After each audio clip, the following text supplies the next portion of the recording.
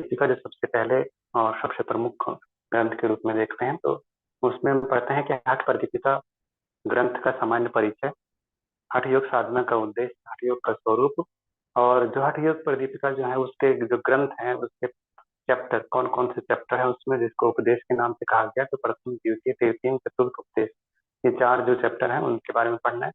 और हठ योग के अभ्यास के उपयुक्त स्थान, साधक बाधक तत्व, यम नियम का स्वरूप जो उसमें बताया गया है। इसके अलावा आहार का स्वरूप, आसन, सटकर्म, प्राणायाम, मुद्रा बंध और नादानुसंधान। इसके अलावा अंतिम टॉपिक जो है हठ योग की सामयिक उपादेयता, ये सारी चीजें हम इसमें पढ़ेंगे। तो सबसे पहले हम बात करते हैं सामान्य परिचय की। हठ योग का सामान्य परिचय जो हठ प्रदीपिका का है, उसमें कहा गया कि हठ प्रदीपिका योग का एक अनुपम ग्रंथ है और जिसके रचयिता स्वामी स्वात्माराम जी हैं, जिन्होंने हठ योग के चतुरंग योग अर्थात 4 अंगों वाले योग का वर्णन किया। और इसमें साधक राजयोग के लिए पूर्णतः तैयार होता है, मतलब इसलिए कहते हैं ना कि हठ विद्या क्या है, केवलम राजयोगाय हठ विद्या उपदेश, यानी कि जो केवल राजयोग के लिए हठ योग का उपदेश किया जा रहा है। यह हठ योग के प्रमुख ग्रंथों में से एक है, जो ज्यादातर जो कॉम्पिटेटिव एग्जाम होते हैं उसमें से बहुत सारे प्रश्न पूछे जाते हैं, इस दृष्टि से भी महत्वपूर्ण है। अब कहते हैं हठ प्रदीपिका का काल और समय। वो हठ प्रदीपिका के काल के विषय में विद्वान एक मत नहीं है, इनके अलग अलग जो विद्वान है उनके अनुसार इनके रचनाकाल अलग अलग माने जा सकते हैं। तो इसमें अपना अपना मत दिया है, उनमें से सभी मतों में से सबसे ज्यादा प्रमाणिक माना जाता है 14वीं शताब्दी में इसका हठ प्रदीपिका का रचनाकाल माना जाता है। हठ योग साधना का उद्देश्य क्या है, तो इसका उद्देश्य, जैसे हमारे जीवन में प्रत्येक कार्य का कोई ना कोई लक्ष्य या उद्देश्य होता है, इसमें हठ योग साधना का उद्देश्य को बताते हुए स्वात्माराम जी कहते हैं हठ साधना का उद्देश्य केवल राजयोग की प्राप्ति के लिए किया जा रहा है, यानी कि राजयोग जो योग का जो लक्ष्य है उसके लिए हठ योग एक सीढ़ी की भांति है, उसके माध्यम के लिए एक तरह से हठ योग है जिसके सहारे से हम राजयोग को प्राप्त कर सकते हैं। अर्थात हठ साधना का उद्देश्य केवल राजयोग की प्राप्ति करना है। यदि मतलब एक तरह से सार संक्षेप में कहा जाए तो ऐसा हम इसको समझ सकते हैं। ठीक है, फिर बात करते हैं कि जो हठ प्रदीपिका में योग का स्वरूप क्या बताया गया है। तो स्वात्माराम जी ने हठ प्रदीपिका के 4 उपदेशों अध्यायों में योग के 4 अंगों या प्रकारों का वर्णन किए हैं। हठ प्रदीपिका में सभी अध्यायों को उपदेश कहा गया है, इनमें योग के निम्न 4 अंगों का वर्णन मिलता है। तो ये पहले अध्याय के 56वें श्लोक में ये वर्णन आता है कि आसनम कुंभकम चित्रम, आसनम कुंभकम चित्रम, मुद्राख्यानम कर्णम तथा अथ नादानुसंधानम अभ्यास अभ्यासानुकर्माठे। अर्थात जो इसमें 4 तत्व बताए गए हैं, 4 अंग बताए गए हैं, वो है आसनम, कुंभकम, आसन, और कुंभक आने के प्राणायाम, मुद्राखेनम, मुद्रा, तथा नादानुसंधान अभ्यास अनुकर्मो हटे। ये जो 4 जो अंग हैं वो क्या है, हठ योग के अभ्यास का क्रम है। मतलब इस प्रकार से ये 4 अंगों का अभ्यास क्रम है जो हठ योग के अंग के रूप में, चतुरंग योग के रूप में हम इसको जानते हैं, मतलब 4 अंगों वाला योग।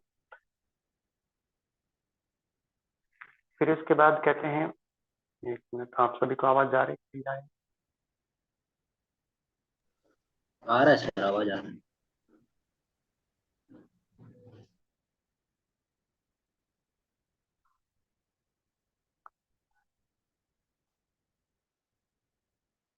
फिर कहते हैं कि जिसने ब्रह्मचर्य का पालन किया हो, त्यागी हो तथा योग के प्रति पूर्ण समर्पित हो, ऐसा साधक 1 वर्ष या उससे कुछ अधिक समय में सिद्धि प्राप्त कर लेता है। इसमें कोई संशय नहीं है, इसमें कोई संदेह नहीं है। मंत्र में कहते हैं कि ब्रह्मचारी मिताहारी त्यागी योग परायण अब्दा दूर्ध्वम भवेत सिद्धो नात्र कार्य विचारण, यानी कि 3 चीजें यहाँ महत्वपूर्ण है। ब्रह्मचारी, त्यागी, ब्रह्मचारी मिताहारी त्यागी योग परायण, ब्रह्मचारी मिताहारी और त्यागी, 3 चीजें। मिताहार भी इसमें ऐड कर लीजिए जो श्लोक में है। तो ब्रह्मचर्य, मिताहार और त्यागी, उसके अलावा योग परायण, मतलब योग के प्रति समर्पित हो, ऐसे योग परायण योगी को 1 साल या उससे अधिक समय में योग सिद्धि प्राप्त हो जाता है, इसमें कोई संशय नहीं है। तो श्लोक याद रखना जरूरी है, तब उसमें कोई कंफ्यूजन नहीं रहेगा। अब आता है कि जो हठ योग के जो मुख्य चैप्टर्स हैं उसके क्या क्या विषय वस्तु हैं, उसको सार संक्षेप में भी जानना चाहें तो उसमें कहते हैं कि प्रथम उपदेश, प्रथम अध्याय में सर्वप्रथम स्वात्माराम जी ने आदिनाथ शिव व उसके बाद सभी योगियों को नमन करते हुए साधना का उद्देश्य यानी कि बताते हैं और फिर प्रारंभ करते हैं किसका, हठ योग प्रदीपिका का। जिनमें से कुछ नाम जो महत्वपूर्ण आते हैं उनमें गुरु मत्स्येंद्रनाथ, साबरनाथ, आनंद भैरवनाथ, चौरंगीनाथ, मीननाथ और गुरु गोरक्षनाथ, चरपटीनाथ आदि जो हठ योगी के सिद्ध नाथ योगी हैं उनके नाम के साथ इसमें सबसे पहला जो है योग के आदि वक्ता आदिनाथ सिंह, और उसके साथ इन योगियों के नाम के साथ यह प्रथम उपदेश आरंभ होता है। हठ योग साधना के लिए इसमें उपयुक्त स्थान बताए गए हैं जो पहले अध्याय के 12वें और 14वें मंत्र में दिखता है। तो इसमें योग साधना आरंभ करने से पहले योग साधकों के लिए उपयुक्त स्थान का वर्णन मिलता है, जिसमें योग साधना के स्थान को कुटिया कहा गया है। हठ योगी को एकांत स्थान में, जहाँ का राज्य अर्थात देश अनुकूल हो, धार्मिक हो, धन्य धान्य से परिपूर्ण हो, किसी तरह का कोई उपद्रव न होता हो, ऐसी जगह पर साधक को कुटिया बनाकर रहना चाहिए। उस कुटिया के बारे में बताते हुए कहते हैं कि उसके चारों ओर 4 हाथ प्रमाण, मतलब कितने, 4 हाथ, लगभग 25 फीट तक का पत्थर, पानी, अग्नि आदि नहीं होना चाहिए। उसका द्वार छोटा हो, छिद्र अथवा जो मतलब कि जिससे कि कोई विषैले जीव आदि निकल सके, ऐसा ना होना चाहिए। और समतल जमीन हो, अर्थात ऊंची नीची ना हो, ज्यादा बड़ा स्थान ना हो, गोबर से लिपा हुआ, साफ स्वच्छ हो, कीड़े आदि से रहित हो, और उसके बाहर मंडप, यज्ञ वेदी, कुआं आदि संपन्न होने चाहिए। साथ ही कुटिया के चारों तरफ दीवार बनी होनी चाहिए ताकि कोई जंगली जानवर या पशु अंदर ना आ सके, मतलब कि सारे सुरक्षा के दृष्टि से महत्वपूर्ण हो। साथ में ध्यान के मध्य, प्राणायाम अभ्यास के मध्य किसी प्रकार की बाधा कोई छोटे जीव जंतु भी ना पहुंचा सके, ऐसी व्यवस्था के साथ ऐसे एकांत, कोलाहल रहित और सुरुचिपूर्ण उपयुक्त स्थान का चयन करना चाहिए। फिर साधक बाधक तत्वों का वर्णन 15वें और 16वें में आते हैं। तो सबसे पहले हठ प्रदीपिका में साधक बाधक तत्वों का वर्णन हम देखते हैं कि 15वें और 16वें मंत्र में है, जिनमें साधक को बाधक तत्वों का त्याग करके साधक तत्वों का पालन करना चाहिए। इसलिए सबसे पहले जो 15वां मंत्र है उसमें बाधक तत्व का वर्णन किया गया, फिर साधक तत्व का। तो बाधक तत्व से बचना चाहिए और साधक तत्व को अपने शरीर में, अपने मन में, अपने स्वभाव में, आचरण में लाते हुए योग की ओर आगे बढ़ना चाहिए। तो स्वात्मा राम जी ने 6 बाधक तत्व बताए हैं जो योग मार्ग में बाधा उत्पन्न करते हैं। यह बाधक तत्व है, आगे इसको डिटेल में भी पढ़ेंगे, यहाँ संक्षेप में इसका नाम ध्यान रख लेते हैं। अत्याहार मतलब कि अत्यधिक भोजन, प्रजल्प अत्यधिक बोलना, प्रयास अत्यधिक परिश्रम करना, हठ करना एक तरीके से, नियमाग्रह मतलब कि जो करना है, जो नियम है उसके प्रति कठोरता अपनाना, ये नियमाग्रह है। जनसंग अत्यधिक लोगों के संपर्क में रहना, और चंचलता मन को अत्यधिक चंचल बनाना या चंचल रखना, ये 6 बाधक तत्व हैं। फिर साधक तत्व क्या है, जिसका क्रम से भी ध्यान रखना पड़ता है ताकि मंत्र जब याद हो, श्लोक याद हो, तो क्रम अपने आप ही याद रहते हैं। नहीं तो कई बार एग्जाम में यदि क्रम से उसको सीक्वेंस में करने पूछ दिया जाएगा तो गड़बड़ हो जाएगा, इसलिए मंत्रों को ध्यान में रखें। फिर स्वात्मा राम जी 6 साधक तत्वों को बताते हैं, और जो सहायक होते हैं योग मार्ग में, ऐसे 6 तत्व हैं: उत्साह, साहस, धैर्य, तत्व ज्ञान च निश्चयात, जनसंग परित्याग षड्भिर योगो प्रसिद्ध्यति। तो ये क्रम से है: उत्साह, साहस, धैर्य, तत्व ज्ञान, दृढ़ निश्चय और जनसंग का परित्याग। मतलब कि कोई भी कार्य में तभी सफलता मिलती है जब हम उसके प्रति उत्साहित हों, मतलब हमारे अंदर एक उत्साह हो। और उत्साह क्या है, एक ऊर्जा का स्रोत है, एक कार्य करने की क्षमता का, जो एक कार्य करने की जो क्षमता होनी चाहिए वह उत्साह से ही आता है। तो इसलिए सबसे पहला आवश्यक चीज है, जो हम योग करने जा रहे हैं, जो हम अध्ययन करने जा रहे हैं, जो कुछ भी हम कर्म करने जा रहे हैं, उसके प्रति उत्साह और एक मोटिवेशन होना चाहिए। दूसरा साहस, मतलब भय नहीं होना चाहिए, तनाव नहीं होना चाहिए, चिंता नहीं होना चाहिए, बल्कि साहस होना चाहिए कि हाँ हम इसे कर सकते हैं, और मतलब सकारात्मक रूप से उसमें बढ़ने के लिए हम कैपेबल हो पाएंगे। धैर्य मतलब कि कोई भी कार्य जब हम शुरू करते हैं तो तुरंत उसकी सफलता नहीं मिलती, उसमें समय लगता है। और जब वो समय लंबा लगे या कुछ भी हो तो उसमें हमें हताश नहीं होना चाहिए, निराश नहीं होना चाहिए, बल्कि हमें धैर्यवान होकर के निरंतर अपने निष्काम भाव से कर्म और पुरुषार्थ के बल पर, उत्साह और साहस के बल पर आगे बढ़ते रहना चाहिए। तभी वो धैर्य जब सिद्ध होता है तो उसके साथ साथ में हमें तत्व ज्ञान होना चाहिए। किसी भ्रम के वजह से, अज्ञान के वजह से हम किसी भी चीजों से भ्रमित ना हो। जब तत्व ज्ञान होता है तो हम किसी भी मार्ग में, जो हमारा उत्तम मार्ग होता है उसमें हम भ्रमित नहीं होते हैं, और उसका वास्तविक पथ हमें पता होता है कि किस तरह से हम वहां तक पहुंच सकते हैं। तो तत्व ज्ञान मतलब कि वास्तविक ज्ञान, तभी हम योग में सफल हो सकते हैं। यदि भ्रम पूर्वक हम किसी अनर्गल साधना कर रहे हैं बिना तत्व ज्ञान के, तो भी हमें सफलता सिद्धि मिलने में दिक्कत होगी। फिर है दृढ़ निश्चय, जो हमने ठाना है उसको उसको पाने के लिए दृढ़ संकल्प होना चाहिए। दृढ़ निश्चय नहीं है तो विभिन्न प्रकार के प्रलोभन, विभिन्न प्रकार की बाधाएं, विभिन्न प्रकार के जो समस्याएं आती है, वो निश्चय को डिगा करके और पथभ्रष्ट कर सकता है। और अंतिम है छठा, जनसंघ का परित्याग। जनसंघ यदि अत्यधिक है तो जनसंघ की वजह से बहुत सारे थॉट, बहुत सारी चीजें मन मस्तिष्क में प्रवेश करता है, और उसकी वजह से अधिक अत्यधिक प्रकार के बाधाएं सामना करना पड़ सकता है। मन की चंचलता उत्पन्न हो सकती है, या फिर समय का अभाव, सही समय पे अपने साधना अभ्यास आदि को न कर पाने की वजह से भी इसमें हम योग मार्ग में बाधा महसूस कर सकते हैं।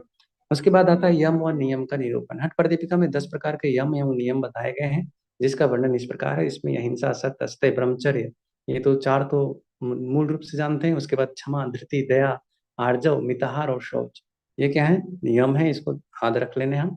फिर उसके बाद नियम: तप, संतोष, आस्तिक्यम, दान, ईश्वर पूजनम, सिद्धांत, श्रवण, लज्जा मत्ति, तप आने की तपस्या और हवन, ये है नियम। ठीक है, तो ये 10 चीज को ध्यान रखना है। उसके बाद कहते हैं आसन। आसन के बारे में प्रतिपिका में योग के 4 अंग माने गए, जिनमें से आसनों को पहले स्थान पर वर्णन किया गया है, जो कि इसका रेफरेंस में हम देख सकते हैं 1 से 17 पर रखा गया है, यानी कि 1/17 से आसन का आरंभ होता है। और सर्वप्रथम आसन के लाभों का वर्णन करते हुए 15 आसनों का वर्णन किया गया है। और यह प्रदीपिका में कितने 15 मुख्य आसन है, और 15 आसन के नाम इस प्रकार है, जिसमें स्वस्तिकासन, गौमुखासन, वीरासन, कुर्मासन, कुकुटासन, उतान कुर्मासन, धनुरासन, मत्स्येंद्रासन, पश्चिम उत्तानासन, मयूरासन, शवासन, सिद्धासन, पद्मासन, सिंहासन और भद्रासन। तो स्वस्तिकासन से आरंभ होकर के भद्रासन तक ये आप आसनों के क्रम देख सकते हैं। फिर स्वात्मा राम जी ने इनमें से सभी आसनों में से जो सर्वश्रेष्ठ बताया वो सिद्धासन। तो ये ध्यान रख सकते हैं याद रखने के लिए कि सिद्धासन मतलब कि वह आसन जो हमें सिद्धि प्रदान करे, जो हमें योग में सिद्ध बना दे, वैसा आसन, इसलिए इसको सर्व प्रमुख आसन बताया गया, जो ध्यान करने के लिए भी अत्यधिक उपयुक्त माना जाता है। तो हठ प्रदीपिका में आहार विहार के बारे में क्या कहा गया? तो स्वात्मा राम जी ने आहार के महत्व को ध्यान में रखते हुए पहले अध्याय के यानी कि पहले अध्याय के 15:8 से 60 में वर्णन किया है, यानी कि ये लगभग 3 मंत्रों में इसको उपदेश मिलता है, जिसमें आहार के बारे में कई खंडों में इसको बताया गया है। सबसे पहले मिताहार का वर्णन मिलता है, ठीक है। उसके बाद पथ्य और अपथ्य, यानी कि जो अपथ्य है जिसको हमें नहीं ग्रहण करना चाहिए, वो है 59 और 60 में, और पथ्य है जो 62 में मंत्र में होता है, जो कि हमें ग्रहण करना चाहिए।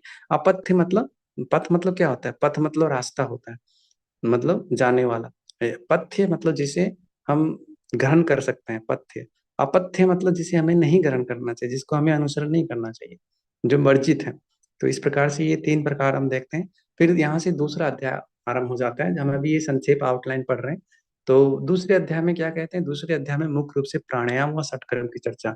प्राणायाम के साथ षटकर्म क्यों बताते हैं? षटकर्म क्योंकि नाड़ियों की जो शुद्धि है वो पहले आवश्यक है। यदि नाड़ियां जो है अशुद्धियों से, मल से ग्रस्त रहेगा, तो फिर हम उस प्राणायाम को अच्छे से नहीं कर पाएंगे, और नाड़ियों में जब अवरोध रहेगा तो उस प्राणायाम के फल हमें नहीं मिल पाएगा। इसलिए यहाँ पे प्राणायाम के साथ साथ में षटकर्म की चर्चा की गई। इसलिए सर्वप्रथम नाड़ी शोधन प्राणायाम का उपदेश किया गया है, ताकि हमारे जो 72,000 नाड़ियां हैं वो शुद्ध हो जाएं, और प्राणायाम करने से पूर्व हमें इसके अभ्यास करने की सलाह दी जाती है।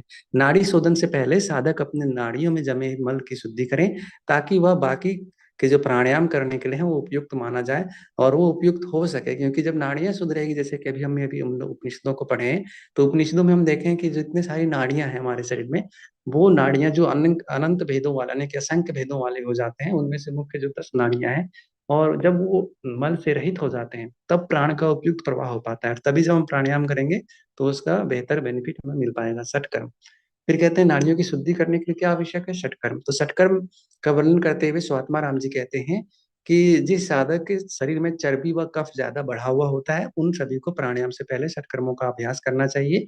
और जिनका वात, पित्त, कफ, ये 3 चीजें हैं शरीर में, त्रिदोष जिसको कहते हैं, तो ये संतुलित नहीं है, तो उन सबको षटकर्म करने की आवश्यकता होती है। और जिनका संतुलित है उनको षटकर्म की आवश्यकता नहीं है। षटकर्म का कर्म क्या है? तो उसमें धोती, वस्ती, नेति, त्राटक, नौली और कपाल भाती, तो ये जो 6 कर्म है शोधन की क्रिया, यानी कि प्यूरिफिकेशन जो प्रोसेस है, तो इसमें धोती, वस्ती, नेति, त्राटक, नौली और कपाल भाती, ये 6 जो हमारे षटकर्म बताए गए हैं उसका अभ्यास करना चाहिए। घेरण संहिता में इससे थोड़ा अलग बताया गया है। घेरण संहिता में जो 4th नंबर पर नौली को बताया गया, ठीक है, और 5वें नंबर पर त्राटक को बताया गया, यानी कि घेरण संहिता में जो ये क्रम है हठ प्रदीपिका का, उससे अलग है। घेरण संहिता में बताया गया धोती, वस्ती, नेति, फिर नौली, उसके बाद त्राटक और अंत में कपालभाति। तो यहाँ पर जो ये दोनों सीक्वेंस में है, तो ये थोड़ा सा पलट दिया गया, यानी कि जो नौली है वो 5वें 4थे नंबर पे आ गया है, और जो त्राटक है वो 5वें नंबर पे। तो ये दोनों में डिफरेंस है, इतना आप ध्यान रख सकते हैं। मतलब कि त्राटक को उसमें बाद में रखा गया है, नौली को पहले रखा गया है, और यहाँ पर पहले त्राटक को रखा गया है और नौली को बाद में रखा गया है। तो यहाँ पर हठ पर दीपिका में 4 नंबर पर त्राटक और 5वें नंबर पे नौली को बताया गया है। तो ये आप ध्यान रख सकते हैं, धोती वस्ती नेति नौली त्राटक कपाल भाती है, उसमें ऐसा है, मतलब नौली को पहले रखा गया और त्राटक को बाद में, लेकिन यहाँ पे पहले त्राटक फिर नौली रखा गया है। ठीक है। तो ये आप इस तरह से भी ध्यान रख सकते हैं कि घेरण संहिता में, जैसे देखिए ये सारा जो अभ्यास है, धोती वस्ती नेति और नौली, ये सब क्या है, एक तरीके से फिजिकल प्रैक्टिस है। जैसे धोती में भी हम क्या करते हैं, शुद्धि करने के लिए हम जैसे दंड धोती करते हैं, नेति मतलब कि वस्त्र धोती करते हैं, तो उसमें कुछ ना कुछ हम फिजिकली एक्टिविटीज कर रहे होते हैं। बस्ती में भी वही है, नेति में भी वही करते हैं, और नौली भी पेट से संबंधित है, जो हम उसको घुमाते हैं मांसपेशियों को। तो ये इस तरह से यदि इस क्रम में यदि याद रखेंगे तो वो हट पर वो घेरण संहिता के अनुसार हो गया, मतलब नौली तक का चौथे नंबर पे आ जाएगा। और त्राटक क्या है, आंख को एकटक दृष्टि से सूक्ष्म लक्ष्य तक देखते रहना जब तक कि अश्रु ना गिरने लगे, तो वो क्या है, त्राटक। तो यदि उस सीक्वेंस में रखेंगे कि पहले जो स्थूल प्रैक्टिस वाले हैं वो पहले रख लें, फिर त्राटक सेकंड लास्ट में, यानी कि 5वें नंबर पे, और लास्ट में तो कपालभाति है ही, दोनों में से। तो वो क्या होगा, वो घेरण संहिता के अनुसार होगा। और उसका उल्टा कर दीजिए, यानी कि नौली को 5वें नंबर पे कर दीजिए और त्राटक पहले कर दीजिए, तो वो हठ प्रदीपिका, यानी कि हठ प्रदीपिका के अनुसार हो जाएगा। तो केवल एक डिफरेंस है, एक में त्राटक पहले आ रहा है और एक में त्राटक का बाद में है। तो ये क्रम एग्जाम से यदि पूछा जाए तो उसके प्राणायाम के बारे में, हठ प्रदीपिका में 8 प्रकार के प्राणायाम की चर्चा की गई है। प्राणायाम को कुंभक कहा गया है, अथवा जो कुंभक है उसको 8 प्रकार के इसमें बताए गए हैं। तो 8 प्रकार के कुंभक कौन कौन से हैं, यानी कि प्राणायाम के 8 प्रकार। तो उसमें सूर्य भेदी, उज्जाई, शीतकारी, शीतली, भ्रष्टिका, भ्रामरी, मूर्छा और प्लावनी। यहाँ पे भी उसके साथ यदि एग्जाम्पल के साथ कंपैरिजन करके देखेंगे, तो उसमें भी आपको याद रख सकते हैं कि उसमें भी 8 प्राणायाम बताएंगे, लेकिन प्राणायाम में कुछ विभिन्नता है। ठीक है। इसके ये जो शॉर्ट्स में यहाँ पे देख रहे हैं, अभी जैसे इसके जस्ट बाद अभी 2 उपदेश और हैं जो छोटे छोटे हैं, केवल उसका विषय वस्तु एक बार हमें समझ लेना है, फिर आगे अभी हम इसमें पढ़ेंगे फर्स्ट उपदेश, फिर सेकेंड और थर्ड एंड फोर्थ। तो तृतीय उपदेश का क्या शॉर्ट विषय वस्तु है, तो इसमें मुद्राओं का उपदेश किया गया है। जैसे 4 अंग है हठ हठ प्रदीपिका में बताए हुए योग के, तो आसन, प्राणायाम, मुद्राबंध और नादानुसंधान। तो तीसरा उपदेश में है मुद्राओं का उपदेश किया गया है। और मुद्रा किस लिए, कुंडली शक्ति को जागृत करने के लिए मुद्राओं का जो अभ्यास है वो बहुत उपयोगी है। और इसमें कुल 10 मुद्राओं का वर्णन किया गया। कितने मुद्राओं का, 10, जिसमें महामुद्रा, महाबंध, महाभेद, खेचरी, उड्डयन, मूलबंध, जालंधर बंध, विपरीत करनी, बज्रोली और शक्ति चालनी। तो इन सब में से जो सबसे महत्वपूर्ण मुद्रा है उसको खेचरी को कहा गया। ठीक है। तो ये भी आप ध्यान रख सकते हैं। उसके बाद आता है चौथा उपदेश, यानी कि चतुर्थ अध्याय। चौथे अध्याय में नादानुसंधान की चर्चा की गई है। और हठ प्रदीपिका में नादानुसंधान को योग का अंतिम अंग माना गया है। इसकी 4 अवस्थाएं होती है, आरंभावस्था, घटावस्था, परिचय और निष्पत्ति अवस्था। ये हमारे हो गए चारों जो उपदेश हैं, चारों अध्याय हैं, उनका संक्षिप्त परिचय। अब हम बात करते हैं हठ योग और राजयोग का संबंध, जो पहला उपदेश है। पहले उपदेश से अब हम आरंभ करते हैं। तो उसमें सबसे पहले कहते हैं, श्री आदिनाथाय नमस्तु, नमस्तु तस्मै येन उपदिष्ट हठ योग विद्या, यानी कि उस आदिनाथ को नमस्कार है जिसने ये हठ योग विद्या का उपदेश किया है। कौन, आदिनाथ कौन है, तो शिव जी। आदिनाथ मतलब नाथ संप्रदाय के प्रवर्तक जनक को हम प्रणाम करते हैं, जिन्होंने सभी योग साधनाओं में सबसे श्रेष्ठ अर्थात राजयोग साधना को प्राप्त करने के लिए सीढ़ी के समान इस हठ योग विद्या का वर्णन किया है, हठ योग विद्या का उपदेश किया है। मतलब हठ योग विद्या एक सीढ़ी की भांति है, वो एक ऐसा क्रम है, एक ऐसा साधन है जिसके माध्यम से साधक जो जमीन पर है, मतलब जो योग के मामले में शून्य है, वो इस सीढ़ी से, हठ योग से होते हुए राजयोग जैसे शिखर तक पहुंच जा सकता है। ठीक है। तो ये क्या है, ये हठ योग है। तो हठ योग के माध्यम से ही वो राजयोग तक जा सकता है।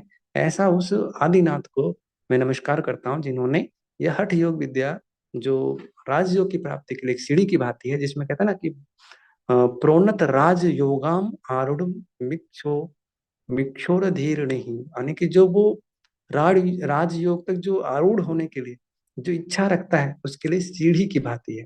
फिर कहते हैं कि योगी स्वात्मा राम जी ने गुरु श्री आदिनाथ अर्थात भगवान शिव को प्रणाम करते हुए बताते हैं कि हठ विद्या का उपदेश केवल राजयोग को प्राप्त करने के लिए किया गया है, अन्य किसी कार्य के लिए नहीं।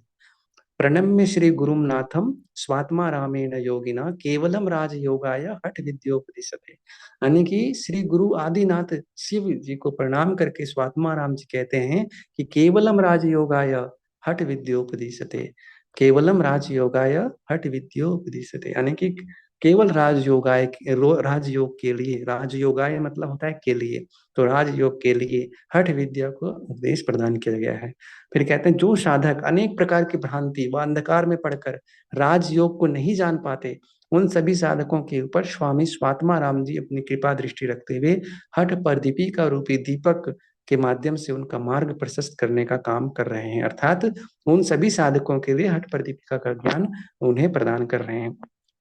इस हठ योग विद्या को मत्स्येंद्रनाथ और गोरक्षनाथ आदि योगी अच्छी प्रकार से जानते हैं, या फिर उनके आशीर्वाद से इस हठ योग विद्या को स्वात्मा राम जी बताते हैं, जानते हैं।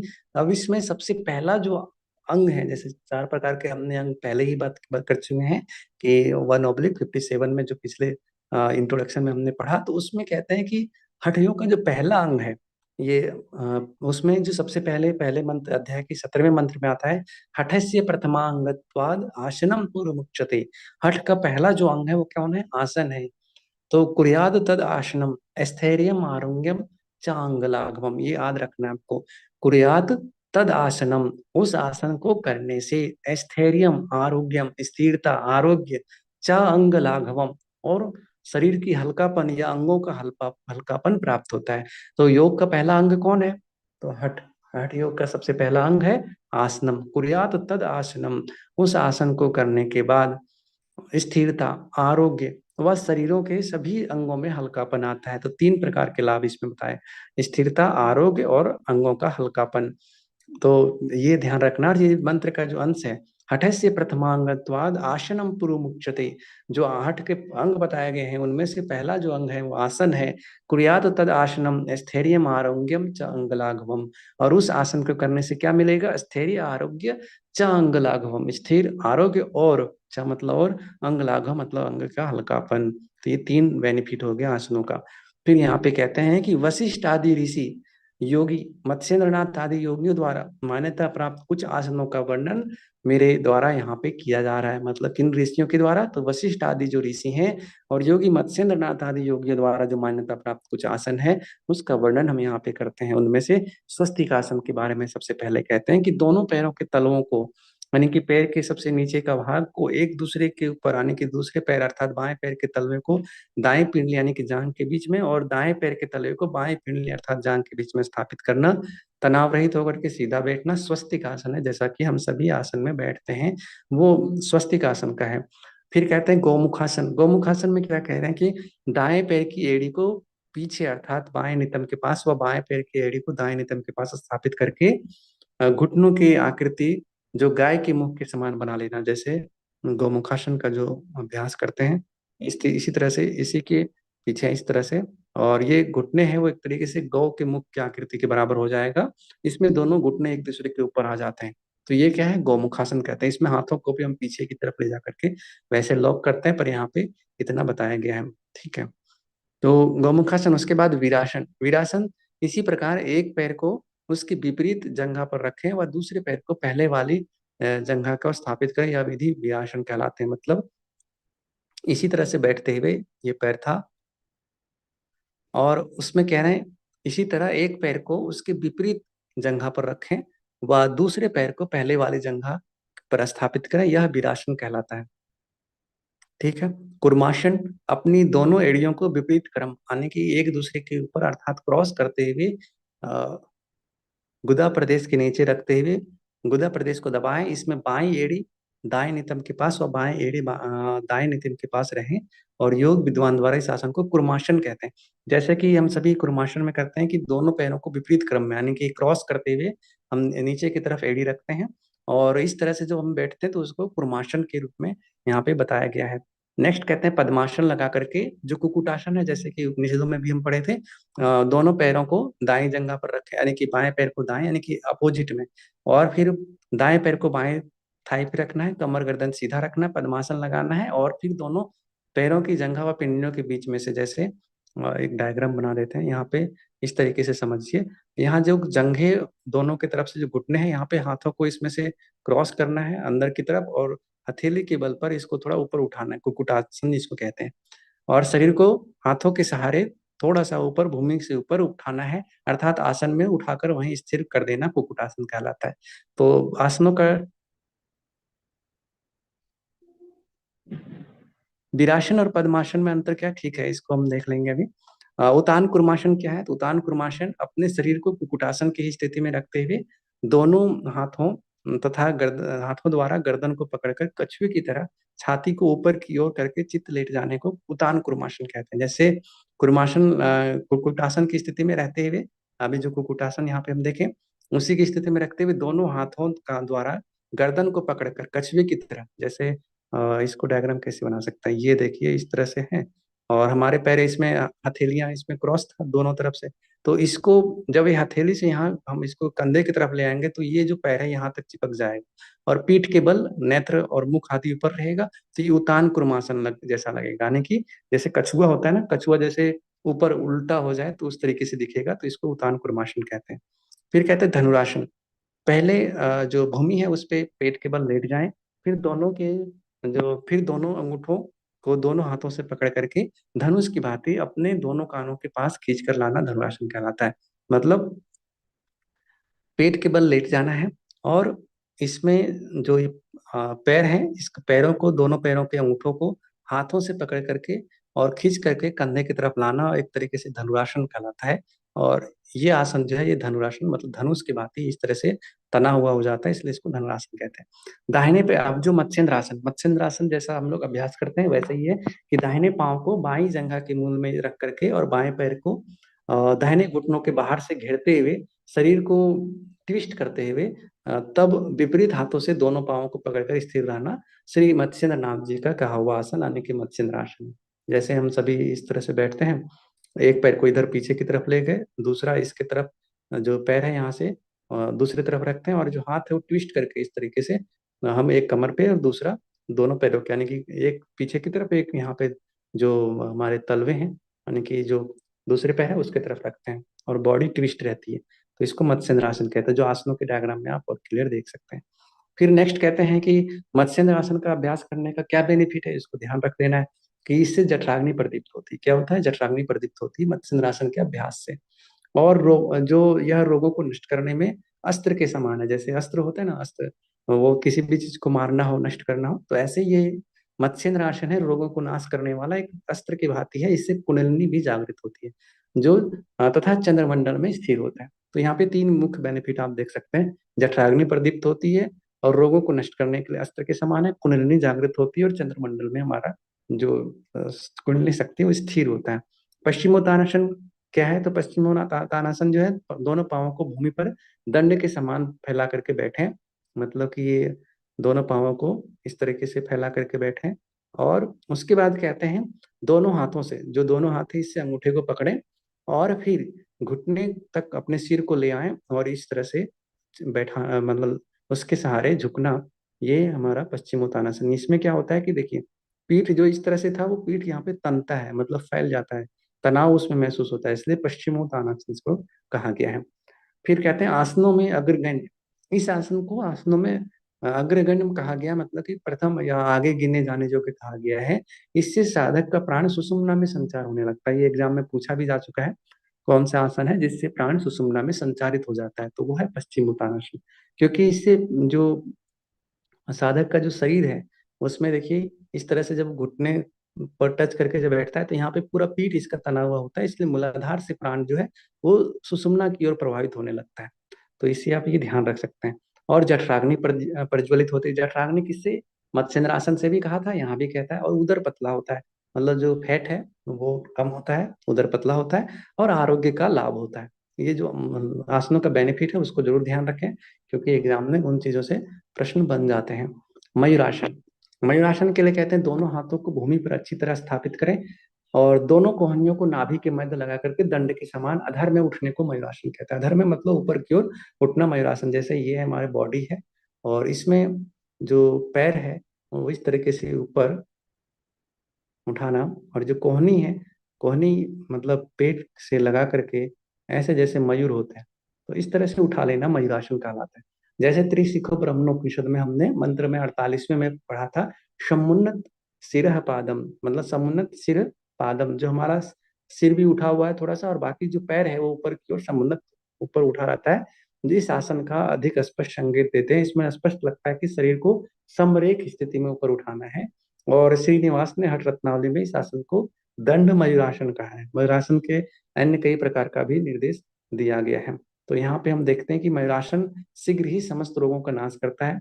बेनिफिट क्या है? यह शीघ्र ही जो समस्त रोग हैं उसको नाश करता है, उदर गुल्म आदि दोषों को दूर करता है, तथा कुपथ्य आदि, मतलब जो नहीं खाना चाहिए, यदि ऐसा भी आपने खान भोजन ग्रहण कर लिया है तो उसको भी अच्छी तरह से पचा देता है। जठराग्नि को वो इतना प्रदीप्त कर देता है कि जो अपच चीजें जो हम खा लिए गए होते हैं वह भी पच जाता है, इतना मानो कि विष भी भस्म हो जाए। तो ये इसका जठराग्नि में बहुत बड़ा रोल है, किसका? मयूरासन के अभ्यास का। फिर है सिद्धासनम।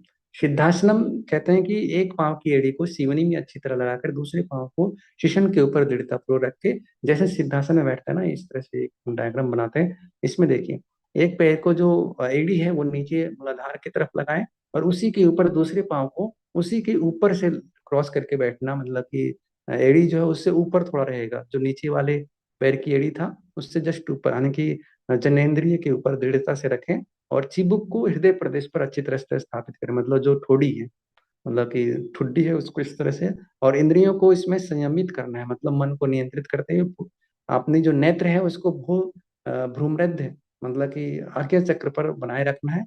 और इस तरह से जब हम बैठते हैं तो यह सिद्धासन कहलाता है। यहाँ पर केवल आसन नहीं बताया गया, इसमें हम दृष्टि हमारा कहाँ होना चाहिए, फोकस कहाँ होना चाहिए, तो फोकस आज्ञा चक्र पे होना चाहिए। इंद्रियों को इसमें नियंत्रित करते हुए, मतलब कि जो हमारा ठुड्डी है वो एक हिब्बू यानी कि हृदय प्रदेश में, जो यहाँ कंठ है उसमें से टच करना है। और इस तरह से मोक्ष द्वार का भेदन करने वाला यह आसन कहलाता है, इसलिए इसका नाम सिद्धासन भी कहलाता है। मोक्ष प्रदान करने वाला आसन कौन बताया गया है? तो वो सिद्धासन है। ठीक है। पद्मासन। पद्मासन के लिए कहा गया है, ऋषि कहते हैं कि यह जो पद्मासन है, बाई जांग के ऊपर दाहिनी पांव तथा दाहिनी जंघा के ऊपर बाएं पांव को, जैसे हम लोग पद्मासन में बैठते हैं एक दूसरे के ऊपर क्रॉस करके, दोनों हाथों को पीछे की ओर ले जा करके दाहिने हाथ से दाएं अंगूठे को तथा बाएं हाथ से बाएं अंगूठे को दृढ़ता पूर्वक पकड़कर हृदय प्रदेश पर ठुड्डी को लगाकर नासाक दृष्टि रखने से पद्मासन होता है। यानी कि हृदय, फिर यहाँ फिर क्या है, सिर को ऐसे झुका करके सिर अपना झुका करके इस तरह से हृदय से टच करना है। ठीक है। और इस तरह से जब हम बैठते हैं तो यह क्या कहलाता है? यह कहलाता है हमारा पद्मासन। और इससे सभी प्रकार के व्याधियों का नाश करने वाला होता है। दृष्टि यहाँ पे नासाग्र रहेगा। सिद्धासन में दृष्टि हमारा कहाँ था? आज्ञा चक्र पे, भ्रू मध्य दृष्टि था, मतलब कि जो दोनों आईब्रो के मिडिल में हमें फोकस करना था। इसमें जो टिप ऑफ नोज, यानी कि जो नासाग्र दृष्टि है, नासिका के अग्र भाग पे हमें दृष्टि रखना होता है। योगियों द्वारा कथित यह पद्मासन सभी रोगों को नष्ट करने वाला होता है। इसी पद्मासन कहते हैं जो सभी प्रकार के व्याधि को नष्ट करता है। यह सभी लोग प्राप्त नहीं कर सकते, संसार के कुछ बुद्धिमान लोगों द्वारा ही इसे प्राप्त किया जा सकता है। यानी कि यह आसन सबके लिए सरल नहीं होता और सब लोग इसको बेहतर तरीके से नहीं कर पाते हैं। सिंहासन, यहाँ पर दोनों एड़ी को नीचे, अंडकोश के नीचे शिवनी, अर्थात जैसे एड़ी होते हैं ना, मूलाधार चक्र के नीचे लगा करके दोनों ओर एड़ी को, यानी कि बाएं एड़ी को दक्षिण पार्श्व में तथा दाएं एड़ी को वाम पार्श्व में लगाएं। और सिंहासन में जैसे पोजीशन हम लेकर के बैठते हैं और दोनों हाथों को घुटने पर रख करके अंगुलियों को फैलाए रखें। दोनों हाथ घुटने पे रहेगा, अंगुलियां फैलाए हुए रहेगा, जैसे इसका एक डायग्राम शॉर्ट में, स्टिक डायग्राम में आप देख सकते हैं। और इसके घुटने इस तरह से, एड़ी यहाँ पे नीचे, और दूसरा पैर भी ऐसे ही फैला हुआ थोड़ा, घुटने और एड़ी यहाँ पे नीचे, और ये जो हाथ है ये घुटने पे रहेंगे, अंगुलियां फैला हुआ, जैसे शेर होता है ना, पंजा फैलाए हुए, इसी तरीके से। और उसके बाद कहते हैं फैलाए हुए मुख को चौड़ा करके, मुख चौड़ा रखना है और नासाग्र दृष्टि रखते हुए अच्छी प्रकार के स्थिर रखें। तो नासाग्र दृष्टि रखना और शेर की भांति, मतलब कि सिंह की भांति इसमें बैठना है। श्रेष्ठ योगियों द्वारा पूजित यह सिंहासन कहलाता है। यह आसन तीनों बंधों के अभ्यास को सरल बनाता है। इस आसन के अभ्यास से तीनों बंध लगाना आसान हो जाता है, जालंधर बंध, मूल बंध और उड़ियान बंध। तो ये इसका एक इम्पोर्टेंस बेनिफिट है कि जो तीनों बंध को लगाने में जो हमें ज्यादा सपोर्ट करता है वो कौन सा है? वो सिंहासन है। ठीक है। उसके बाद कहते हैं कि भद्रासन। भद्रासन क्या है? भद्रासन के लिए कहते हैं दोनों एड़ियों को नीचे सीवनी के नीचे पार्श्व में रखें। बाएं एड़ी को सीवनी के बाम भाग में और दाहिनी एड़ी को दाहिने भाग में रख करके दोनों पाँवों को, अग्र भाग को अच्छी प्रकार से पकड़कर स्थिर रखें, यानी कि अगले भाग को जो है उसको पकड़ करके स्थिर रखें। यह सभी व्याधियों को नाश करने वाला भद्रासन कहलाता है। इसी को गोरक्ष आसन के नाम से भी जानते हैं। तो भद्रासन कहिए या फिर गोरक्ष आसन कहिए, दोनों का नाम मतलब सिमिलर है यहाँ पे हठ प्रदीपिका के अनुसार। अब ये चार प्रकार के जो इनमें 15 आसन जो हमने पढ़े, इनमें से इन 15 आसन में से चार प्रमुख आसन बताए गए। तो इसीलिए कहते हैं जो चार प्रमुख आसन है, भगवान शिव कहते हैं कि कुल 84 लाख आसन भगवान शिव बताते हैं कि 84 लाख चतुर्शित्यासनानि शिवेन कथितानि वै, यानी कि शिव के द्वारा चतुर्शितानि आसनानि शिवेन कथितानि वै, शिव के द्वारा 84 लाख आसन का वर्णन किया गया है। उनमें भी सभी प्रकार के आसनों का सार कहे जाने वाले मुख्य चार आसन का वर्णन बताए जा रहे हैं। मतलब उन 84 लाख आसनों का जो सार है, निचोड़ है, वो मुख्य चार आसन है। तो यहाँ पर स्वामी स्वात्माराम जी ने आदिनाथ भगवान शिव द्वारा बताए गए 84 आसनों में से, कुल 84 आसनों में से चार आसनों को प्रमुख बताए हैं। और उसमें कौन कौन से चार प्रमुख आसन हैं? तो उसके लिए कहते हैं सिद्धम पद्मम तथा सिंहम भद्रम चेति चतुष्टयम। मतलब कि सिद्ध, पद्म और सिंह तथा भद्र जो है वो चौथा आसन है। मतलब कि ये चार आसन है टोटल। तो जिसमें सिद्धासन, पद्मासन, सिंहासन और भद्रासन, ये सभी आसनों में श्रेष्ठ है। इन चारों में से भी, इसमें कहते हैं इन चारों में से भी सिद्धासन को श्रेष्ठ माना गया। श्रेष्ठम तत्रापि च सुखेन तिष्ठते सिद्धासने सदा। उसमें भी जो श्रेष्ठ है वो सिद्धासन माना गया है। चार तो श्रेष्ठ है ही, उनमें भी श्रेष्ठ सिद्धासन को माना गया है। क्यों? च सुखे मतलब सुख पूर्वक, तिष्ठित मतलब स्थित हो जाते हैं, वह सिद्धासन श्रेष्ठ है जिसमें हम सुख पूर्वक तिष्ठ मतलब बैठना होता है, स्थित होना होता है। इसलिए कहा गया कि साधक को सदा सिद्धासन में ही सुख पूर्वक बैठकर योग अभ्यास करना चाहिए, क्योंकि यह इन चारों में भी श्रेष्ठ है। पहले तो बताया कि 84 मुख्य आसन बताए, फिर उनमें भी चार प्रमुख हैं, और उन चारों में भी एक जो है सिद्धासन, वो सर्व प्रमुख है, श्रेष्ठ है। तो इसलिए कहते हैं श्रेष्ठम तत्रापि च सुखे तिष्ठित सिद्धासन सदा। इसलिए सुख पूर्वक सिद्धासन में सदा बैठ करके अभ्यास करो या करना चाहिए। तो इस प्रकार से यहाँ जो है पहला उपदेश है आपका पूरा होता है। फिर यदि हम बात करें कि दूसरा उपदेश क्या है, तो दूसरे उपदेश में ऋषि कहते हैं प्राणायाम का वर्णन। प्राणायाम प्राणायाम के बारे में बताते हैं। उसके लिए आवश्यक जो उपयुक्त आवश्यकता पड़ती है वो नाड़ियों की शुद्धि, और नाड़ियों की शुद्धि के लिए फिर षटकर्म का वर्णन मिलते हैं। तो इसमें सबसे पहले कहते हैं कि ऋषि कहते हैं आसन का अभ्यास जब मजबूत हो जाए तो योगी को अपने इंद्रियों को वश में करने के लिए हितकारी व थोड़ी मात्रा वाला भोजन ग्रहण करना चाहिए। क्योंकि देखिए मूल उद्देश्य क्या है? केवलम राजयोगाय हठ विद्योपदेशते, केवल राज योग के लिए हठ विद्या का उपदेश किया जा रहा है। मतलब आसन और प्राणायाम करना योग का उद्देश्य नहीं है, बल्कि वो साधन है। साधन किसके लिए? तो राजयोग। राजयोग मतलब क्या?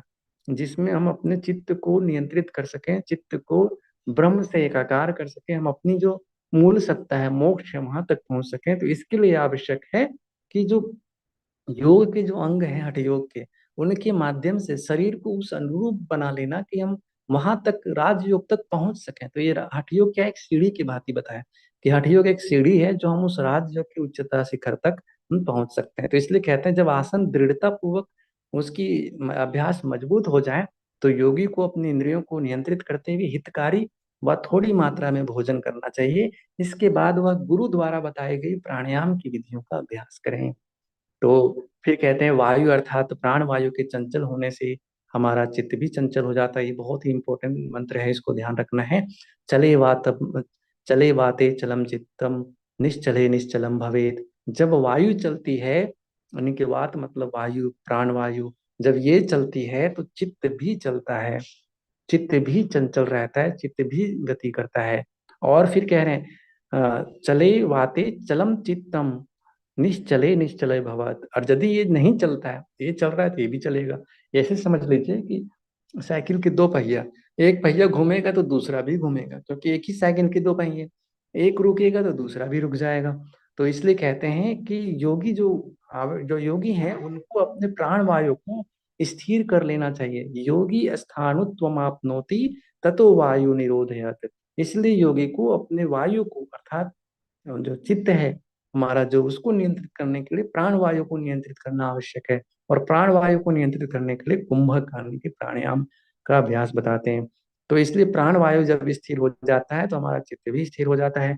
प्राण वायु अर्थात प्राणायाम के द्वारा योगी जड़ पदार्थ की तरह स्थिरता प्राप्त कर लेता है। इस प्रकार जब योगी प्राण को स्थिर कर देता है तो उसका चित्त भी स्वयं ही स्थिर हो जाता है। अतः योगी साधक को प्राणायाम का अभ्यास करना चाहिए। फिर आगे ऋषि कहते हैं कि जब तक यह शरीर में प्राण वायु विद्यमान है अर्थात स्थित है, तभी तक जीवन कहलाता है। आवद वायु स्थितो देहो तावद जीवन उच्यते। जीवन कब तक कहा गया है? जब तक शरीर में प्राण है। जब तक शरीर में प्राण वायु है तभी तक हमारा जीवन है। मरणम तस्य निष्कांति ही ततो वायु निरोधे। और जब वह निष्कासित हो जाता है, कौन? वायु, प्राण वायु, तब उसे मरण कहा गया है, मृत्यु कहा गया है। इसीलिए वायु को निरोध करना चाहिए, वायु का नियंत्रण करना चाहिए, उसका कुंभक करना चाहिए, प्राणायाम का अभ्यास करना चाहिए। तो इसलिए ऋषि कहते हैं कि जब तक शरीर में प्राण वायु स्थित है तभी तक जीवन कहलाता है। और जब वह निकल जाता है तो उसे मरण या मृत्यु अवस्था कहलाता है। इसीलिए हमें जीवन की रक्षा हेतु प्राणायाम का अभ्यास करना चाहिए। और फिर प्राणायाम जब हम अभ्यास करना चाहते हैं तो उसके लिए जरूरी है कि जो हमारी नाड़ियां हैं वो मल अर्थात अपशिष्ट पदार्थों से भरे हुए हैं। तो प्राण वायु मध्य मार्ग अर्थात सुषुम्ना नाड़ी में प्रवेश नहीं कर पाएंगे, वो उसमें प्रवेश नहीं कर सकते। इसीलिए जब तक प्राण वायु सुषुम्ना में प्रवेश नहीं करेगी तब तक उन्मनी भाव अर्थात समाधि स्थिति को कैसे प्राप्त हो सकता है? यानी कि नहीं प्राप्त हो सकता। और मोक्ष रूपी कार्य भी कैसे सिद्ध हो सकता है? अर्थात वो भी सिद्ध नहीं हो सकता। इसीलिए योगी कहते हैं कि सबसे पहले फिर आवश्यक हो जाता है कि जो ये प्राण वाहिनी नाड़ियां हैं उसके जो अवरोध हैं उन सभी को हटाया जाए, उन सभी को शुद्ध किया जाए। तो जब मल से भरी हुई सभी नाड़ियां शुद्ध हो जाती है तभी वह योगी प्राण साधना अर्थात प्राणायाम करने में सक्षम होता है। तो इसलिए कहते हैं शुद्धम मेति यदा सर्वम नाड़ी चक्रम मलाकुलम तदेव जायते योगी प्राण संग्रहे क्षमः। इसलिए जब हमारी नाड़ियां शुद्ध हो जाएगी तभी हम उसके प्राण को नाड़ियों से प्रभावित होते हुए सुषुम्ना मार्गी होते हुए हम अपने मोक्ष की ओर गति कर सकते हैं। नाड़ी तंत्र को शुद्ध हो जाने पर प्रतिदिन सात्विक बुद्धि से मतलब सतोगुणी भाव से प्राणायाम करना चाहिए, जिसमें सुषुम्ना नाड़ी में स्थित सभी मलों की शुद्धि हो सकती है। तो इसीलिए कहते हैं कि नाड़ी शोधन प्राणायाम। अब क्या नाड़ी शोधन प्राणायाम क्या है उसके बारे में बताते हैं, क्योंकि नाड़ी शुद्धि करना यहाँ पे आवश्यक है। तो इसलिए कहते हैं कि नाड़ी शुद्धि में सबसे पहले योगी को पद्मासन में बैठ करके बाई नासिका से प्राण वायु को अंदर लेकर के, आसन कौन सा है? पद्मासन।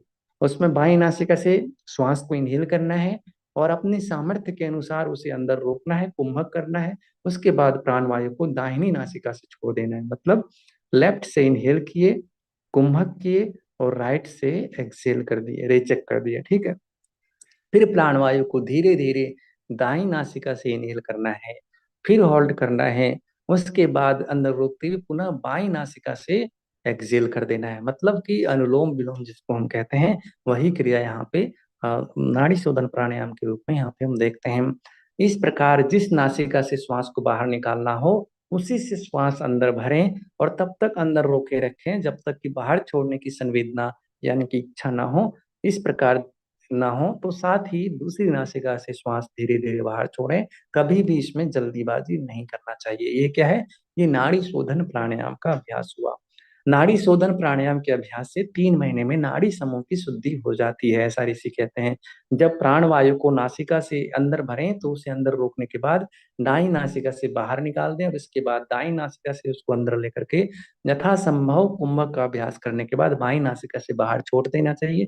इस प्रकार जो साधक चंद्र अर्थात बाई नासिका से और उसके बाद सूर्य अर्थात दाई नासिका से नियमित रूप से इसका अभ्यास करते हैं उनका पूरा नाड़ी समूह 3 महीने में या उससे कुछ ज्यादा समय में शुद्ध हो जाता है।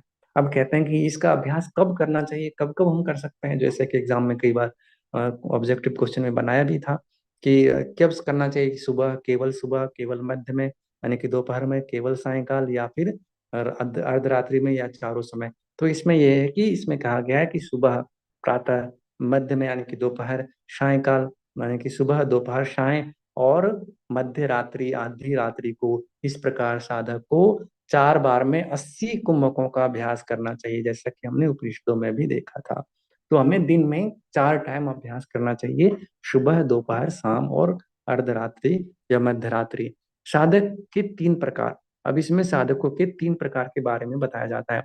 कुंभकों का अभ्यास करते हुए जब साधक के शरीर से पसीना निकलने लगे, तो वह साधक सबसे छोटी अवस्था या पहली अवस्था होता है, जिसमें शरीर से स्वेटिंग यानी कि पसीना आता है, और इस अवस्था में शरीर के अंगों में कंपन होने लगे, तो वह साधक का दूसरा स्टेज है। ये पहला अवस्था था, जब प्राणायाम आदि के अभ्यास करने से, अनुलोम विलोम से पसीना आता है। दूसरे में शरीर में कंपन होने लगता है, मतलब प्राण का प्रवाह अच्छे तरीके से होने से उसमें थोड़ी सी कंपन महसूस होने लगता है। और तीसरे में, जब वह साधक का शरीर भूमि छोड़ करके, जो भूमि में वो बैठा हुआ था उससे छोड़ करके ऊपर की ओर ऊपर उठ जाए, तो वह क्या कहलाता है? तीसरा अवस्था। इसी साधक आकाश गमन की सिद्धि भी कहते हैं। अतः इन अवस्थाओं में उन्नति करने के लिए कुंभक का अभ्यास करें। तो इसलिए अपने जो प्रारंभिक अवस्था है उससे क्रमशः ऊपर उठते हुए आगे बढ़ने के लिए कुंभक का अभ्यास करना चाहिए। फिर कहते हैं कि जो जैसे पिछले शायद एग्जाम में उसमें आया था कि जो पसीना आता है अभ्यास, योगाभ्यास के दौरान, उसका क्या करना चाहिए? कपड़े से पोंछ लेना चाहिए, धो लेना चाहिए, या फिर अपने शरीर में ही मालिश कर लेना चाहिए। तो कहते हैं पसीने की मालिश का फल। तो इसमें कहते हैं कुंभक के परिश्रम रूपी अभ्यास से शरीर में जो पसीना आता है उस पसीने को शरीर पर मालिश कर लेना चाहिए, उस पसीने को कभी भी नहीं पोंछना चाहिए। ऐसा करने से शरीर मजबूत व हल्का होता है। क्या होता है बेनिफिट? ध्यान रख लीजिए, उससे शरीर मजबूत होता है और हल्का होता है। योग साधना के आरंभ में साधक के लिए घी, दूध से बने भोजन का सेवन करना उत्तम होता है। उसके बाद जब साधक का अभ्यास मजबूत हो जाने पर भोजन के लिए इस प्रकार का नियम पालन करना आवश्यक नहीं होता। मतलब आरंभ में ये बहुत ज्यादा अच्छा, सपोर्टिव और बेनिफिशियल होता है, लेकिन बाद में इसकी आवश्यकता, अनिवार्यता नहीं होती है। तो फिर कहते हैं कि जैसे शेर, हाथी, बाघ आदि जंगली जानवर धीरे धीरे वश में किए जाते हैं। मतलब यदि शेर हो, हाथी हो, जंगली जानवर हो, और आप चाहें कि उसको नियंत्रित कर लें, तो तुरंत आप उस पर नियंत्रण नहीं पा सकते। उसी प्रकार प्राण वायु को भी धीरे धीरे प्रयत्न पूर्वक नियंत्रण में करना चाहिए। इसके विपरीत यदि प्राण वायु को नियंत्रित करने की किसी प्रकार का उतावलापन किया जाएगा, तो उससे जीवन की हानि अर्थात मृत्यु भी हो सकती है। अतः प्राणायाम को सदा पूरी सावधानी के साथ यत्न पूर्वक करना चाहिए। जैसे क्या होता है ना कि हठ योग, मतलब इसलिए कहते हैं ना, इसमें सावधानी बहुत आवश्यक है। हमारा जो यहाँ पे एग्जाम्पल दिया गया, वो कहा गया है शेर, हाथी या बाघ या जो जंगली जानवर है, वो उनकी एक क्षमता है, उनकी एक कैपेबिलिटीज है, उनका अपना स्वभाव है। वो हमारे अनुकूल तुरंत ढलने में उसको टाइम लगता है। तो उसको यदि हम जल्दीबाजी में कंट्रोल करना चाहेंगे, तो वो अपने स्वभाव से प्रेरित होकर के वार कर सकता है। और हम चूंकि उसकी हर चीजों को सहन करने के लिए, उसके चीजों को जानने और उसको समझने के लिए उतना उपयुक्त नहीं है, ट्रेंड नहीं है, उसकी हर गति को जानते भी नहीं है, तो उसको हम झेल भी नहीं पाएंगे और उससे हमारा क्षति हो सकता है, जान जन धन की हानि हो सकती है। ठीक इसी प्रकार से प्राणायाम, प्राणायाम में क्या होता है, हमारा जो शरीर पूरा चल रहा है ना, पूरा शरीर जो चल रहा है, वो प्राण के प्रवाह से ही तो चल रहा है। मन जो काम करता है, बुद्धि जो काम करता है, जो एकक नस नाड़ियां जो काम करता है, उस प्राण से ही काम करता है। जो भी कुछ कर रहे हैं, ईच एंड एवरी एक्शन जो होता है वो प्राण के सहारे ही होता है। और यदि हम जल्दीबाजी में इसको अत्यधिक तीव्रता से करना चाहें, तो वो प्राण का जो प्रवाह है वो हमारे नियंत्रण से, हमारी जो मानसिक क्षमता है उसके लिए तैयार नहीं रहेगा। हमारी बुद्धि, हमारा मन उन एनर्जी को कंट्रोल करने के लिए यदि तैयार नहीं है, तो वह सप्लाई, प्राण का वह जो सप्लाई है, वो हमारी नियंत्रण क्षमता से बाहर हो जाने की वजह से कुछ भी हो सकता है। शरीर में रोग हो सकता है, या मन और बुद्धि का जो संतुलन है वो बिगड़ सकता है, और इसके वजह से कई प्रकार के अनिष्ट हो सकते हैं और जीवन की हानि भी हो सकती है। तो इसलिए कहते हैं धीरे धीरे, स्नेह पूर्वक, स्नेह स्नेह उसका अभ्यास करना चाहिए। फिर कहते हैं प्राणायाम में हमें सावधानी क्या रखना है। तो प्राणायाम के लिए कहते हैं कि उचित विधि से प्राणायाम का अभ्यास करने से सभी प्रकार के रोगों का नाश हो जाता है। लेकिन यदि विपरीत विधि से, अनुचित विधि से यदि प्राणायाम किया जाए, गलत तरीके से उसका अभ्यास करें, तो सभी प्रकार के रोग उत्पन्न होने की संभावना हो जाती है। और प्राणायाम का अभ्यास किसी योग्य गुरु के निर्देश में करना चाहिए, अथवा लाभ के जगह पे हानि ही उठाना पड़ सकता है। फिर ऋषि कहते हैं कि जैसे अब इसमें क्या क्या है, वायु के प्रकोप से होने वाले जो रोग हैं उसमें हिचकी, दमा, खांसी, सिर कान और आंखों में पीड़ा और विभिन्न प्रकार के रोग होते हैं। तो इसको भी ध्यान रख सकते हैं कि वायु के प्रकोप से कौन कौन से रोग हो सकते हैं। साधक को उचित रीति से वायु का रेचन करना चाहिए, उचित रीति से पूरक करना चाहिए और उचित तरीके से ही उसे कुंभक आने के रोकना चाहिए। इस प्रकार अभ्यास करने से प्राणायाम में सफलता मिलती है। फिर कहते हैं कि जब नाड़ियां शुद्ध हो जाए, निर्मल हो जाए, तब उसके बाह्य लक्षण प्रकट होते हैं। उसका मतलब कि फिजिकल एक तरह से जो हमें लक्षण दिखाई पड़ता है, जैसे कि शरीर निश्चित रूप से पतला हो जाता है, कांतिमान हो जाता है। तो इसलिए कहते हैं नाड़ी शुद्धि का क्या लक्षण है, यदा तु नाड़ी शुद्धि स्यात् तदा चिन्हानि बाह्यतः। अदा मतलब जब तू नाड़ी शुद्धि, जब नाड़ी शुद्धि हो जाती है, स्यात् तदा तब होता है, क्या होता है, चिन्हानि बाह्यतः, बाहर चिन्ह प्रकट होते हैं, बाहर चिन्ह दिखाई देते हैं। जिसमें कहते हैं कायस्य कृष्यता, शरीर का पतलापन होना, शरीर पतला हो जाता है। कांति तथा जायते, और शरीर में तेज अधिक कांति प्रकाश होता है। निश्चितम मतलब निश्चित रूप से, तो निश्चित रूप से उसका शरीर पतला हो जाता है और कांति से युक्त हो जाता है।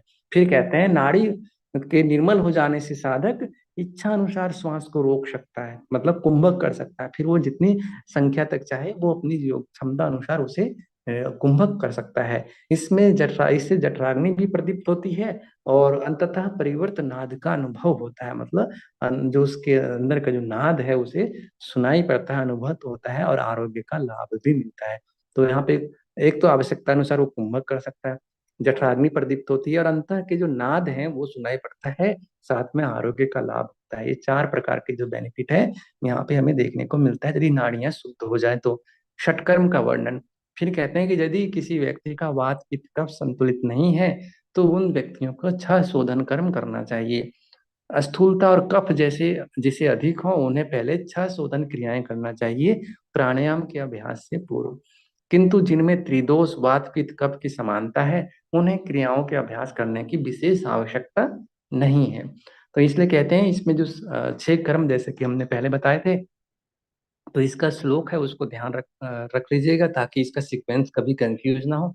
तो इसलिए कहते हैं धोतिर्वस्तिस तथा नेति त्राटकम नौलिकम तथा कपाल भाति चेतानि सत्कर्माणि प्रचक्षते। यानी कि धोतिर्वस्ति तथा नेतिस त्राटकम नौलिकम तथा, यानी कि इसमें जो क्रम है वो देख लीजिए, धोती है, वस्ती है, नेति, त्राटक, नौली और कपाल भाति। तो यहाँ पे जो त्राटक है वो पहले है, नौली उसके बाद है और कपालभाति सबसे अंत में। जबकि जो घेरन संहिता में बताया गया है, घेरन संहिता में नौली पहले है और त्राटक बाद में, यानी कि ये दोनों के क्रम में थोड़ा सा चेंज है। किसके, त्राटक और नौली के क्रम में बदलाव है बस। तो यहाँ पर जो मंत्र है उसको ध्यान रख लीजिएगा, धोतिर्वस्तिस तथा नेतिस त्राटकम नौलिकम तथा कपाल भातिस चेतानि सत्कर्माणि प्रचक्षते। इसका रेफरेंस क्या है, तो दूसरे अध्याय के 22वें मंत्र में। यानी कि कितना सरल तरीके से अब इसको 2/2 यानी कि इसमें दो अध्याय, दूसरे अध्याय का 22वां मंत्र है जिसमें त्राटक बताया गया, त्राटक के अंगों के बारे में बताया गया, कौन कौन से अंग है, मतलब 6 अंग। फिर कहते हैं शरीर को शुद्ध करने वाली तथा आश्चर्यजनक फल देने वाली छह क्रियाएं गोपनीय रखना चाहिए, इसलिए योगियों द्वारा इन्हें बहुत महत्व दिया गया है, मतलब इसको गुप्त रखना चाहिए। और धोती का वर्णन करते हुए ऋषि कहते हैं कि 4 अंगुल चौड़ा 15 हाथ लंबा कपड़ा लेकर के जल में भिगो करके गुरु के निर्देश अनुसार धीरे धीरे निकलना चाहिए, यानी कि ये वस्त्र धोती पुनः धीरे धीरे बाहर निकालना चाहिए, इसे धोती क्रिया कहते हैं। तो कपड़े की चौड़ाई क्या है, 4 अंगुल, लंबाई कितनी, 15 हाथ, और जल में भिगो करके गुरु के मार्गदर्शन में उसको धीरे धीरे करके स्नेह स्नेह से निगलना चाहिए और फिर धीरे धीरे उसे बाहर निकालना चाहिए। धोती क्रिया के फलस्वरूप कौन कौन से रोग नष्ट होते हैं, खांसी, दमा, तितली, कुष्ठ तथा अन्य 20 प्रकार के कफ संबंधी रोग नष्ट हो जाते हैं। कितने प्रकार के, 20 प्रकार के कफ संबंधी रोग नष्ट हो जाते हैं। यहाँ पे ये ध्यान रख लीजिएगा, शॉर्ट में इसको लिख लीजिएगा। तो ये 20 प्रकार के कफ संबंधी जो रोग हैं वो नष्ट हो जाते हैं, किससे, ये धोती से। फिर यहाँ पे कफ संबंधी 20 प्रकार के लिए जो रोग नष्ट होने के लिए बताया गया उसमें हम चरक संहिता में देख सकते हैं। आगे जो बताते हैं गज करनी, गज करने के लिए कहते हैं कि नाड़ियों के समूह पर नियंत्रण पाकर साधक गण अपान वायु को ऊपर उठा करके कंठ नाली में ला करके उदरिस्त पदार्थों यानी कि अन्न जल आदि का वमन करते हैं। हठ योग के जानकार इसके गज करनी कहते हैं। जैसे हाथी होता है ना, पानी पीता है और फिर बाहर उसको बाहर निकाल देता है गज की भांति, इसलिए इसका नाम गज करनी कहा गया है। तो कंठ नाल से उसी को उदरस्थ, जो पेट में जो पानी जैसे पी करके ले गया हुआ होता है, उसको बाहर निकालने की क्रिया को गज करनी कहते हैं। अब बस्ती क्या है, तो बस्ती मतलब नाभि पर्यंत जल में स्थित होकर के गुदा में एक नाली डालकर उत्कट आसन करते हुए साधक का गुदा संकुचन करें और अंदर बाहर अंदर के भाग को धोएं, इसे बस्ती क्रिया कहते हैं। मतलब मूल भाग को धोने की क्रिया, शुद्धि की क्रिया बस्ती कहलाता है। तो इसके बाद कहते हैं बस्ती क्रिया का फल क्या है, तो वायु गोला तितली जलोदर तथा वात पित्त कफ जन्य सभी दस्त जो रोग हैं वो नष्ट होते हैं, दोष हैं वो खत्म होते हैं। बस्ती क्रिया का अभ्यास त्रिदोषों को पूर्णतः नष्ट करता है। धातु इंद्रिय तथा अंतःकरण की प्रसन्नता होती है, जठराग्नि प्रदीप्त होती है तथा शरीर में कांति लाता है। जैसे यदि मान लीजिए अवरोध है, मल अवरोध है, या वहां पे वायु प्रकोपित है, अपान वायु आदि, तो जाहिर सी बात है कि उससे पाचन तंत्र पर प्रतिकूल प्रभाव पड़ता है। तो यदि बस्ती क्रिया से जो मल आदि है उनका शोधन हो जाता है, तो अपने आप ही जठराग्नि प्रदीप्त हो जाएगा और धातु इंद्रिय आदि की प्रसन्नता अपने आप ही दिखने को मिलेगा। और यदि अशुद्धियां जमा हुआ है मल के रूप में और बहुत सारे अशुद्धियों के रूप में, तो निश्चित रूप से मन अप्रसन्न रहेगा, तनावग्रस्त, चिंताग्रस्त, ये सारी चीजें रहेगा। तो लॉजिकली भी आप देखेंगे तो इन सब चीजों को आसानी से ध्यान में रख सकते हैं। नेति के बारे में ऋषि कहते हैं कि लगभग 9 इंच लंबी यानी कि चिकनी और लगभग 9 इंच लंबी विशेष रूप से तैयार किए गए सूत्र को, जो सूत्र नेति जिसको हम कहते हैं, सूत्र को नासिका में डालकर उसे मुख से बाहर निकालना, इसे योगी जन नेति कहते हैं। तो इसमें सूत्र नेति के बारे में बताया गया है। महात्मा राम जी ने जल नेति की चर्चा नहीं की है और वर्तमान काल में सूत्र के स्थान पर अभ्यास के प्रारंभिक अभ्यास के रूप में रबर नेति का प्रयोग हम लोग करते हैं। तो यह नेति क्रिया कपाल प्रदेश अर्थात मस्तिष्क को शुद्ध करता है। नेति क्रिया किसको कहते हैं, ईएनटी, जैसे कि मतलब कि ये यानी कि eyes nose and throat, ENT मतलब मस्तिष्क प्रदेश को शुद्ध करती है और दिव्य सूक्ष्म दृष्टि प्रदान करती है। स्कंद प्रदेश से ऊपर होने वाले रोगों के समूह को नष्ट करता है। स्कंद मतलब कंधे से ऊपर होने वाले जितने रोग हैं उसको नष्ट करता है। कौन करता है, नेति करता है। तो ये ध्यान रखना है। यहाँ पे एक एग्जाम की दृष्टि से प्रश्न पूछने के लिए काफी मतलब अच्छे, जैसे आप खुद देखेंगे ना यहाँ से क्या प्रश्न बन सकता है, ये बन सकता है कि कंधों से ऊपर जो रोग होने वाले होते हैं उनको षटकर्मों में से किसके द्वारा शुद्ध किया जा सकता है या ठीक किया जा सकता है। या षटकर्म ना भी दिए गए हों तो उसमें केवल ऑप्शन यदि नेति दिया है तो उससे भी आप समझ सकते हैं कि वहां पे कौन से श्लोक से पूछा गया। फिर कहते हैं कपाल प्रदेश को शुद्ध करती है, दिव्य दृष्टि प्रदान करती है, मतलब सूक्ष्म दृष्टि। तो ज्यादातर क्या लगेगा कि त्राटक होगा, लेकिन यहाँ पर देखिए श्लोक में ही कहा गया है कपाल शोधनी चेव दिव्य दृष्टि प्रदायनी, कपाल शोधनी चेव दिव्य दृष्टि प्रदायनी। कपाल शुद्ध करता है और दिव्य दृष्टि प्रदान करता है। और उसके बाद जत्रु पद्म जात रोगदम नेतुराशु निहंति च, और जितने हमारे स्कंद प्रदेश से ऊपर होने वाले रोग समूह है वह सब नष्ट हो जाते हैं। फिर आता है त्राटक। स्थिर दृष्टि से किसी सूक्ष्म लक्ष्य को एकाग्र होकर के तब तक देखना चाहिए जब तक कि आंखों में आंसू ना आ जाए। आचार्यों ने इसे त्राटक कहा है। मतलब सूक्ष्म लक्ष्य को, जो सूक्ष्म मतलब छोटा सा जो लक्ष्य हो, मतलब पॉइंट हो, उस पर यदि हम फोकस करते हैं, मतलब बहुत बड़े दृश्य को नहीं, जैसे पहाड़ देख रहे हैं तो उसमें वो त्राटक नहीं। तो इस तरह से मतलब सूक्ष्म लक्ष्य को जब हम एकाग्र होकर के बिना पलक झपकाए देखते हैं जब तक कि आंखों से अश्रु ना आ जाए, तो उसे त्राटक कहते हैं। और इसमें क्या क्या पॉइंट आ गया, स्थिर दृष्टि पहला, क्योंकि एग्जाम में कूट के दृष्टि से ऐसे प्रश्न बनाए जाते हैं कि त्राटक के विषय में क्या सही है। तो स्थिर दृष्टि से सूक्ष्म लक्ष्य, लक्ष्य क्या है, सूक्ष्म होना चाहिए, तब तक देखना चाहिए जब तक आंखों से आंसू ना आ जाए। ये तीसरा पॉइंट। तो ये तीन चीज है, यदि ये तीन चीज है तो वो सही है। इसके अलावा यदि कोई चीज उसमें मिक्सअप कर दिया है तो वो गलत ऑप्शन रहेगा। जैसे यहाँ पे मान लो दे दिया है कि नासाग्र दृष्टि, जैसे शायद पिछली बार के ही एग्जाम में ऐसा कुछ था, तो नासाग्र दृष्टि, तो नासाग्र दृष्टि की तो बात ही नहीं है। ठीक है, तो स्टूडेंट क्या समझेगा कि नासाग्र दृष्टि भी तो योग में कई जगह बताया गया है, मतलब कि आसनों के अभ्यास के समय। तो ये कंफ्यूज करने के लिए दिया है बस। त्राटक के बारे में पूछा है तो त्राटक के बारे में ये मेन चीजें हैं जो आपको ध्यान रखना है। ठीक है, और प्रश्न ऐसे बनाते हैं जो कि आप जानते हुए भी उसको गलत कर देते हैं। कई बार कंफ्यूजन में आकर के। तो इसलिए श्लोक का जो मंत्र है उसका अर्थ जो है स्पेशल उसको ध्यान रखना है, उसके अलावा जो है उसको इलिमिनेट करना आना चाहिए। फिर कहते हैं त्राटक नेत्रों को, नेत्र के रोगों को दूर करता है। त्राटक क्या करता है? नेत्र के रोगों को दूर करता है।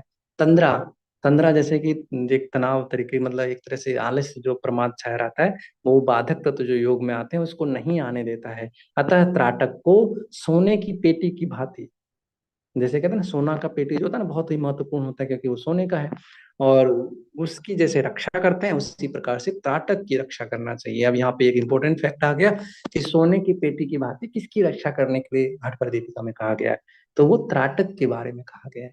ठीक है। अब फिर नेक्स्ट इसमें इसे कहते हैं कि जो नौली है वह क्या है?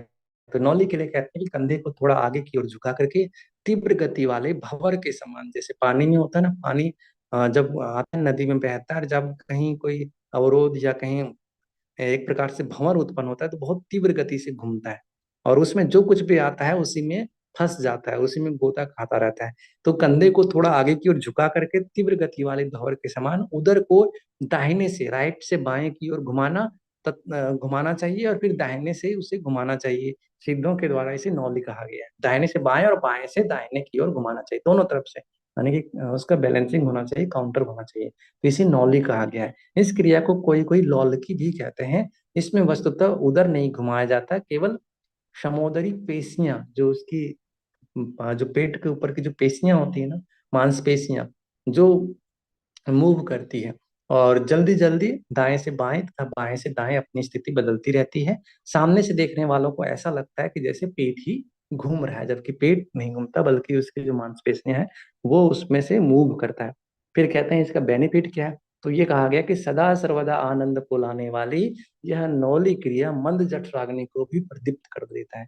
जैसे आग होता है ना, आग जब मंद हो रहा हो तो उसमें पंखे से जब हवा कर देते हैं बार बार मूव करके, तो वह प्रज्वलित हो जाता है। ऐसे ही जब हम नौली क्रिया करते हैं बार बार मांसपेशियों को बाएं से दाएं, दाएं से बाएं जब मूव करते हैं, तो जो मंद जठराग्नि है वह भी प्रदीप्त करके पाचन क्रिया को तेज करती है और विविध प्रकार के दोषों रोगों को नष्ट करती है। इसलिए हठ क्रियाओं में इसे श्रेष्ठ कहा, हठ क्रियाओं में इसे श्रेष्ठ कहा गया है, और स्वर्ण की पेटी की भांति त्राटक को कहा गया है। ये ध्यान रख लीजिएगा, ठीक है।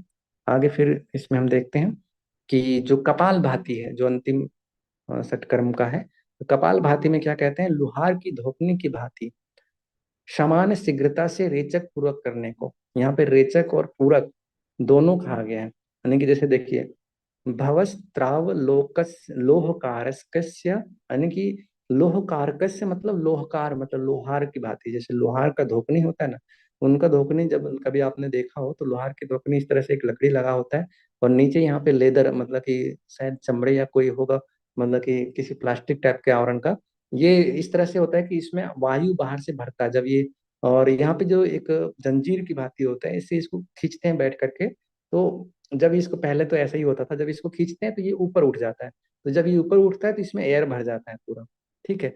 और जब इसको खींच करके ऊपर उठाते हैं तो एयर भर जाता है, जब इसको ऊपर छोड़ देते हैं तो ये नीचे दबता है। तो यहाँ जो एयर भरा हुआ था प्रेशर के साथ वो वायु यहाँ पे लोहे के, जो यहाँ पे आग होता है, कोयला जला हुआ होता है, और यहाँ पे लोहे के बड़े बड़े चीजों को जो गर्म करने के लिए इसमें डाला था, तो आग जब तेजी से आता है तो कोयला यहाँ पे और प्रज्वलित होता है, और ये लोहा गर्म होता रहता है, लाल हो जाता है तप करके।